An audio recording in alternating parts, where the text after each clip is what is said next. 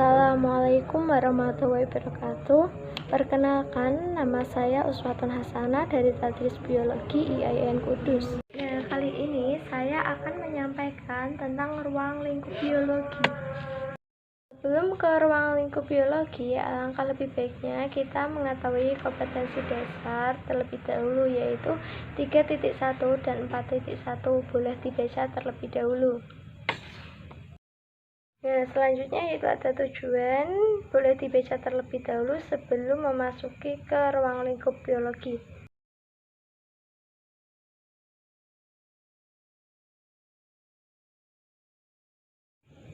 Apakah dari kalian ada yang tahu tentang apa itu biologi? Nah, biologi itu sebenarnya sangat erat kaitannya dengan kehidupan sehari-hari. Nah, misalnya saja pada saat kita sakit, yaitu seorang dokter akan memeriksa fungsi tubuh kita, kemudian itu menyelidiki penyebab dan akan memberikan obat. Itu juga ada hubungannya dengan biologi. Selain itu, dalam dunia pertanian, biasanya para petani itu melakukan penekanan pada prinsip-prinsip biologi agar tanaman yang ditanam itu dapat tumbuh dengan subur dan mendapatkan hasil yang maksimal. Itu merupakan suatu contoh dari prinsip biologi. Nah, sebetulnya biologi ini termasuk ke dalam ilmu sains. Pengertian dari sains itu berasal dari bahasa Latin, yaitu scientia, yang artinya pengetahuan.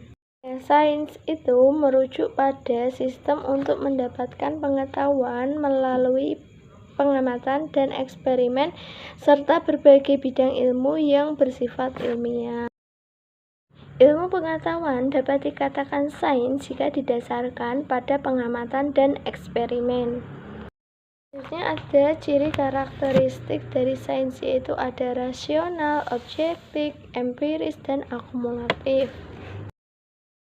Yaitu ada rasional, yaitu hasil berpikir secara logis dengan menggunakan nalar yang hasilnya dapat diterima oleh nalar manusia. Selanjutnya objektif, yaitu kebenarannya apa adanya. Yang ketiga itu ada empiris, itu dapat dibuktikan dengan pengamatan, tidak hanya mengarang. Terakhir itu ada akumulatif, itu dibentuk berdasarkan teori lama. Misalnya itu biologi. Nah, dahulu biologi itu dikelompokkan menjadi dua saja, yaitu hewan dan tumbuhan. Nah, kemudian ada penelitian pengamatan. Ternyata makhluk hidup itu tidak hanya dikelompokkan menjadi dua, tetapi lebih dari dua, yaitu ada fungi, jamur, bakteri, dan lain sebagainya, yaitu selalu disempurnakan. Lalu sebenarnya apa itu biologi? Di sini teman-teman ada yang tahu apa itu biologi? Nah, biologi itu berasal dari bahasa Yunani, yaitu terdiri dari dua kata, yaitu bios dan logos. Bios sendiri artinya hidup dan logos ilmu pengetahuan. Jadi, biologi adalah ilmu yang mempelajari tentang makhluk hidup, baik yang bersifat makroskopis maupun mikroskopis.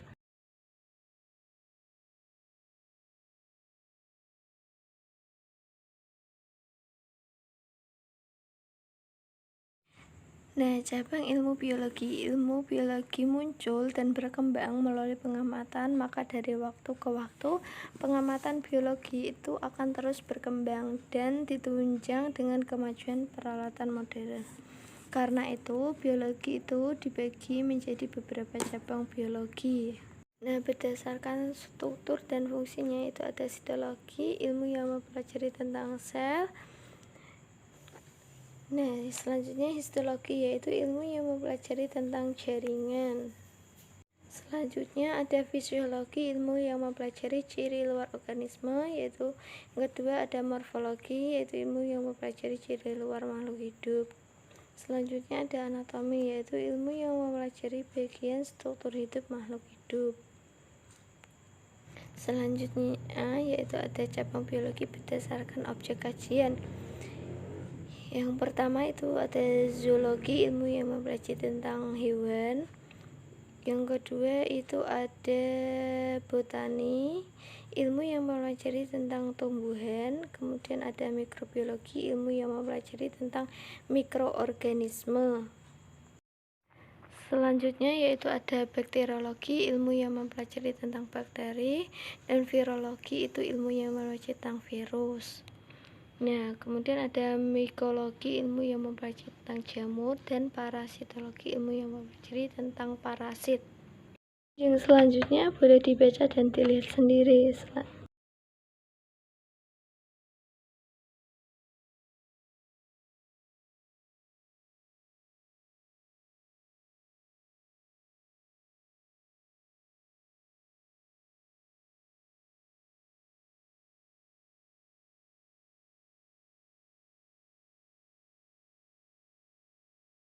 Nah, berdasarkan objek dan tema pokoknya itu ada genetika manusia, itu ilmu yang mempelajari tentang perwarisan sifat pada manusia. Kemudian ada ekologi tumbuhan, yaitu mempelajari hubungan timbal balik antara tumbuhan dan lingkungannya. Kemudian ada ekologi hewan, yaitu ilmu yang mempelajari tentang hubungan timbal balik antara hewan dan lingkungannya.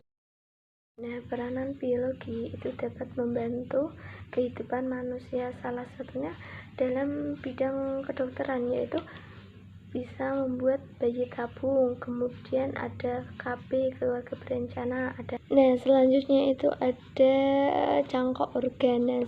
Dalam dunia farmasi selanjutnya itu ada pembuatan vitamin, terus vaksin, dan lain-lain. Dalam bidang pertanian itu ditemukan tanaman rekayasa genetik atau menghasilkan tanaman yang kualitas unggul atau buah yang tidak ada bijinya. Kemudian dari bidang pangan itu ada pembuatan keju, nata de coco, yogurt. Dan dalam dunia peternakan itu ada cloning, terus atau kawin suntik, terus menghasilkan hewan yang unggul. Kemudian selanjutnya ada bidang perikanan, itu budidaya udang, terus ada juga budidaya mutiara.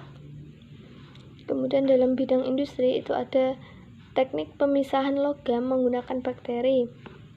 Kemudian dalam bidang pengelolaan lingkungan hidup itu ada pengelolaan limbah dengan mikroorganisme. Penyampaian dari saya, kurang lebihnya mohon maaf.